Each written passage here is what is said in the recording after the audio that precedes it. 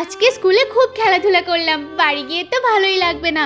এই বাবু, তোমার জামার অবস্থা কি হয়েছে? বাড়ি গেলে কিন্তু তোমার মা হেব্বি মার দেবে। তাই বলে আঙ্কেল তুমি হেসে দিচ্ছ?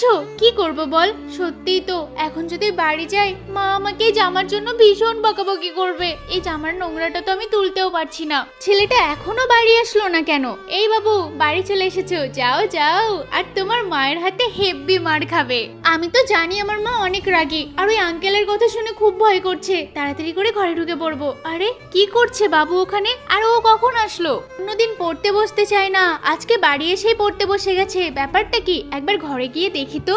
ও, এই স্কুল ড্রেসে কাদা লাগিয়েছে, এই জন্য এত ভালো হওয়ার নাটক করছে। আমি তো চুপটি করে দাঁড়িয়ে থাকবো। এই রে, মা কি এবার আমাকে বকবে? মা তো দাঁড়িয়ে আছে, মা তো ওখানে চুপচাপ দাঁড়িয়ে আছে। এতক্ষণে যখন কিছু বললো না, তাহলে আর কিছু বলবে না। আমি একটু হাসি করে দিই। আমার ছেলেটা যে কবে বড় হবে। বন্ধুরা, যাওয়ার আগে সুন্দর ছবিটির জন্য একটি লাইক এবং সাবস্ক্রাইব করে দিও।